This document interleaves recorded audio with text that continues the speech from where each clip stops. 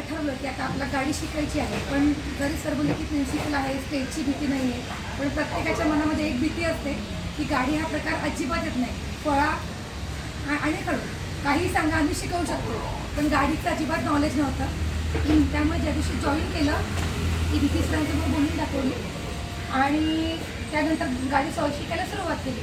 So clutch काय, break काय हे अजिबातच मी प्रामाणिकपणे कबूल करते, मला काहीही माहीत नव्हतं. परीक्षण करायचं तुम्ही आपला विनर निवडायचा, विनर लक्षात ठेवा. पण जशी सुरुवात केली तर अगदी जसं गाडीत बसल्यापासून सीट अरेंज करायचं, नंतर बेल्ट लावायचा, क्लच, ब्रेक आणि ते कुठे कुठे यूज करायचं इतक्या बारकाईने शिकवलं गेलं. गाडी स्टार्ट कशी करायची आहे हे सुद्धा शिकवलं गेलं, कारण मला अजिबात त्यातलं नॉलेज नव्हतं. आणि ते शिकता आणि अगदी गप्पांमध्ये त्यांनी मला समजवलं की जर समोर कोणी येत असेल तर आपण कसं सांभाळायचं आहे. ज्याप्रमाणे आपण आपल्या कुटुंबाची काळजी घेतो, की घरी आपली मुलगा आहे, मुलगी आहे, त्याप्रमाणे जे लोक रस्त्यावर होऊ शकतात आपल्याकडून ते होऊ शकतं. जसं वारंवार सर एक वाक्य बोलते की वेळ कधीही सांगून येत नाही. त्यामुळे आपण गाडी चालवतो आहे आणि अचानक एखादी गाडी क्रॉस होऊ शकते, एखादा प्राणी येऊ शकतो, त्यावेळी आपण कशा प्रकारे क्लचवर पूर्ण पाय ठेवून आणि मग ब्रेक हळूच दाबायचा आहे हे पण शिकवलं गेलं.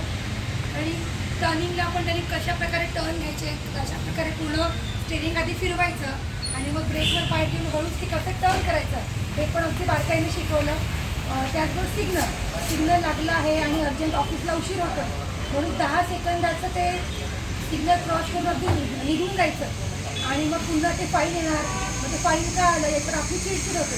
तर ते कसं होणार नाही याची आपण नक्कीच काळजी घेतली पाहिजे.